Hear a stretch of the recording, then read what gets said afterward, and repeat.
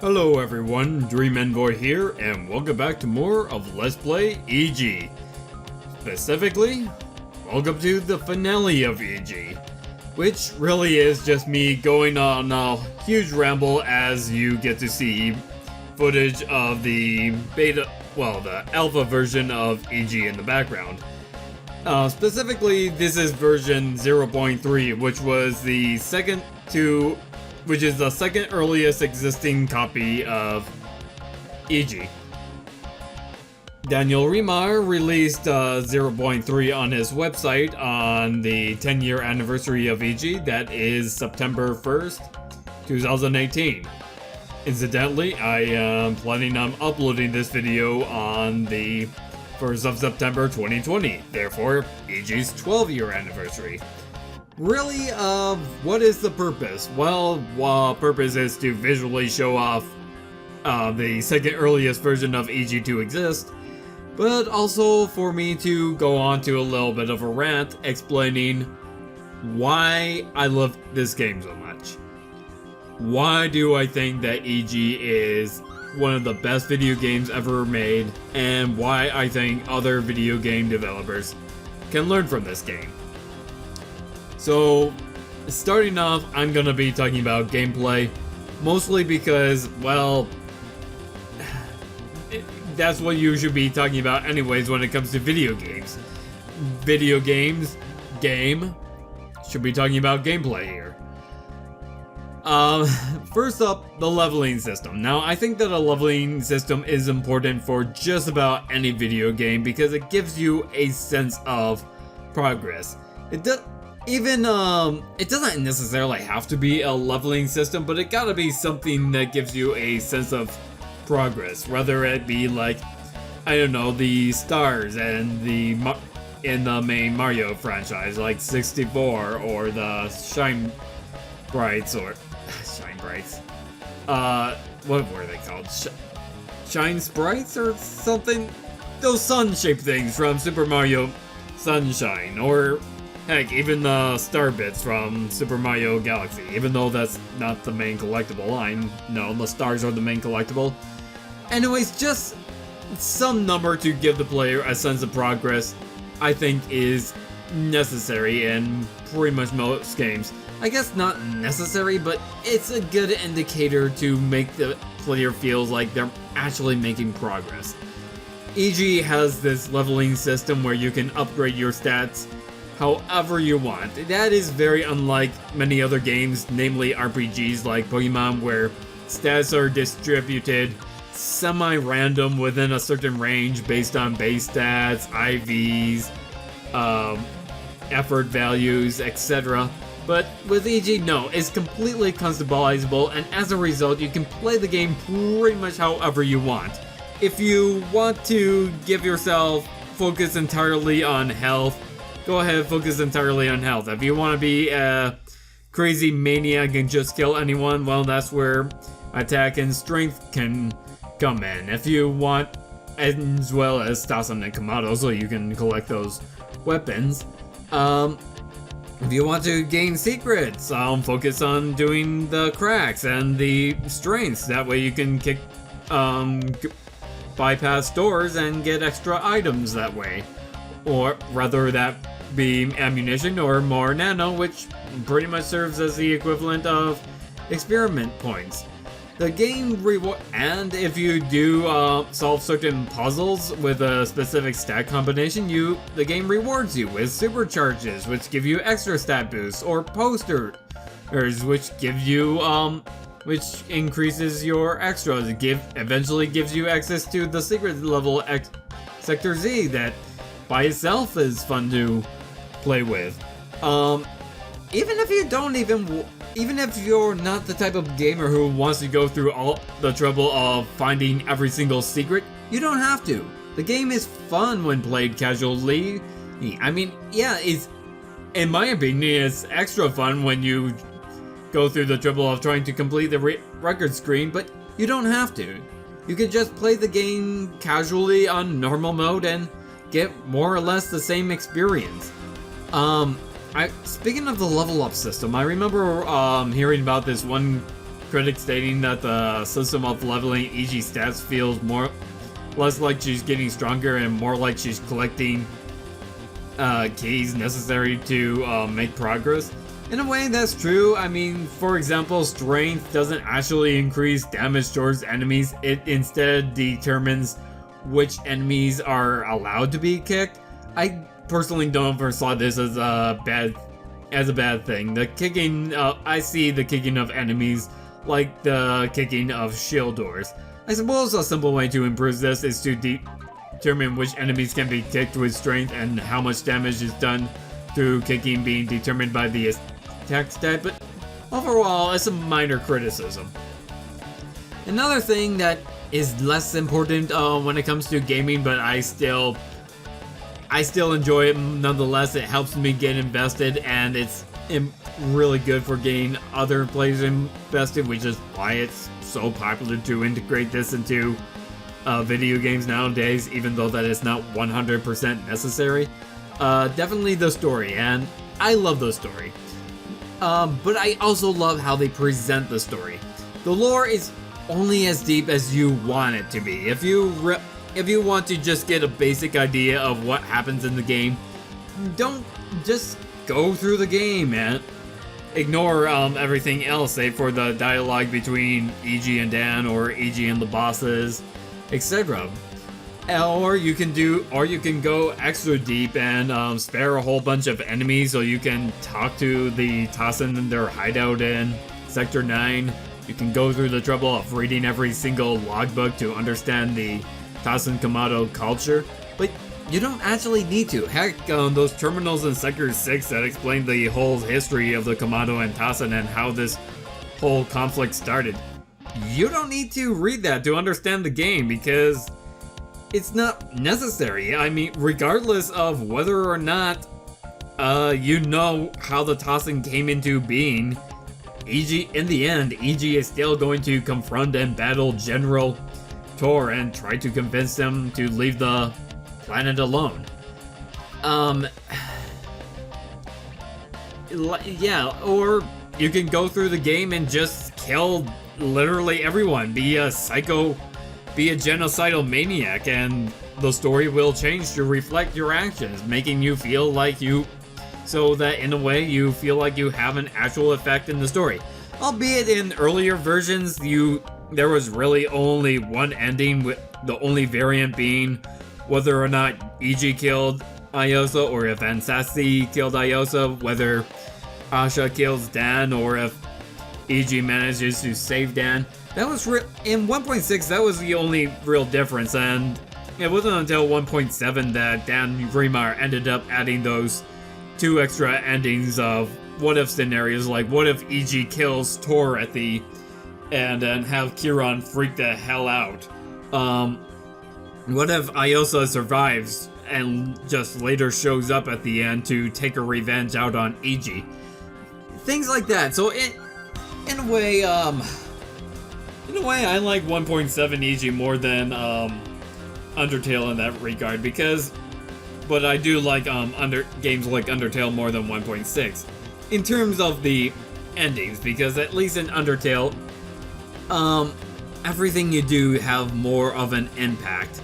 I mean, in Iji, it always ended with Iji confronting and battling General Tor, but in Undertale, the final boss, technically it's still the same character for the final boss, but how the final battle plays out is different depending on the actions of the characters.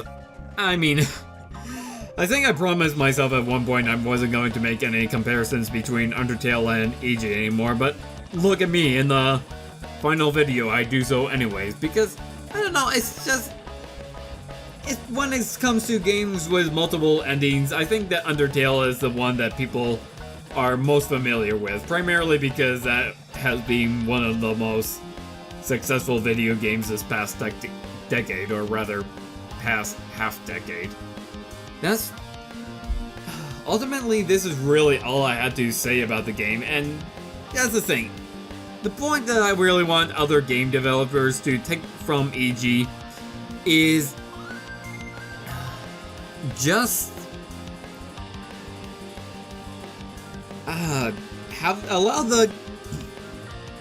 make it so that the player can tailor the game to their taste.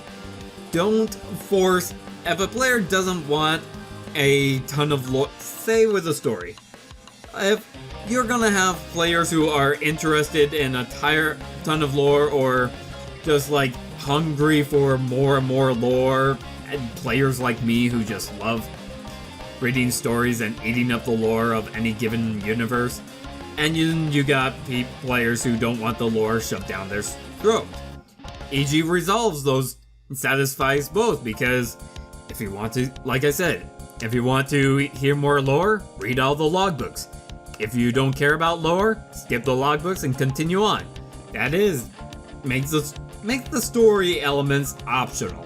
Don't shove it down players' throats, but have it there when it needs to be. It's same with, and apply the same thing for gameplay. Tailor it to gamers. Don't force them to upgrade certain stats or have to do things. Give them a whole bunch of options. Make them, and then have consequences for those actions. Like, give them a lot of odd options, but make each option consequential. Don't, e.g., you can go through the game sparing a whole bunch of enemies, and be rewarded for it, or you can kill them and be rewarded in a sort of different way with a much darker ending. I guess a really dark ending can be seen as a bit of a reward. Be able to upgrade whatever stats they want. If they want to have an pathetically easy time where they can be as reckless as they want, allow them to increase their health. Or if they want to do secrets, allow them to obtain the keys or ignore the keys necessary for unlocking those secrets. In a way, I guess I can kind of compare it to the Legend of Zelda games. You don't actually have to collect every piece of heart in the entire game, but it sure does make the game experience easier. But yeah, that's, like I said, use EG. I think EG is like the great example of how to make a game that could be that a player can easily tailor to themselves. I think that is something really important that you can do for a player. I think that everything that I said so far basically increases replayability, which I think is the number one goal that you want for a game developer. Well, actually, the number one goal of a game developer is to make revenue off of it, of course, but when it comes to popularity, you want to aim for replayability, and EG has great replayability, both because of the hidden lore, but also because of so many different ways you can combine your stats to go through. I guess another way you can compare it is to Pokemon, how you can assemble your team more or less however you want it to be assembled, of course within certain limitations. So that's pretty much everything that I want to say about EG, and everything that I want to see from a game in terms of replayability, lore that is extensive but isn't shoved down your throat. In a way, I have to say EG is one of the best games to do those two things extremely well. Now that I gone ahead and did my huge rant that I've been keeping to myself for way too long, and finally managed to have an opportunity to talk about it. Thank you, Let's Plays. But yeah, speaking of the future of this channel, I honestly don't know. I remember when my old channel, Mr. Cheese Gaming, ended with Okami, how it ultimately ended because I felt like I didn't want to do Let's Plays anymore. Then, of course, a year later, people have convinced me to do a Let's Play of Winds of Change and Changed, and that got me back into Let's Playing for a while, but you know, real life kicks in. I can't make revenue off of YouTube. Then again, how many people can these days?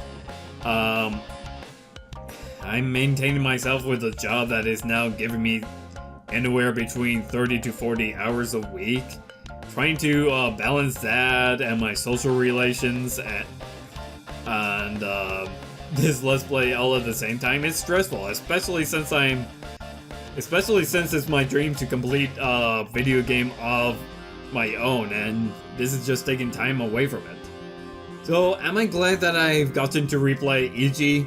Yes, but in terms of the future of this channel, I honestly don't see myself doing Let's Plays as often as I used to. Back in my days when I was known as Mr. Cheese Gaming, I did try to upload a Let's Play video 5 days a week. And as soon as one Let's Play ends, I'll take at maximum a month-long break before I jump back into another Let's Play. I honestly don't know if I'm able to do that anymore because of just so many other things are taking priority. I guess in a way, I guess some people would say, hey, this is just part of growing up, but then again, I know we all know those lucky few who managed to turn Let's Playing into a career because they got their YouTube channel so big, amassed so big of a following. I wish I could have done that, but then again, I would have had to dedicate myself entirely to this channel instead of, following my other dreams that I have. So, yeah, unfortunately, I don't see myself doing Let's Plays as often in the future. Maybe in the future I'll do a Let's Play, like, if I ever become nostalgic of doing these, which inevitably I will. I don't see myself ever giving up doing Let's Plays forever. Heck, it wouldn't surprise me if, like, 40, 50 years from now, I'm still doing a Let's Play. Obviously not as frequently as I am doing them right now, but who knows? Who knows? Oh boy, at this point I'm not even talking about Iji anymore, so I think I got in everything that I ever wanted to say said. So, if I had a drink, well, I do have a drink. I kid you not, I have a gallon of water right here. Well, actually it's almost empty.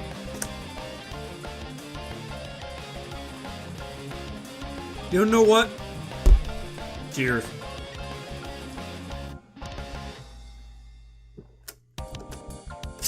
I think we could cheer on that note.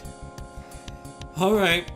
Whatever happens in the future, I hope you'll be joining me there. And ultimately, more importantly, I hope you enjoyed this Let's Play of Iji. Because I certainly enjoy Iji even when I'm not recording it. See you guys next time. Whenever next time might be.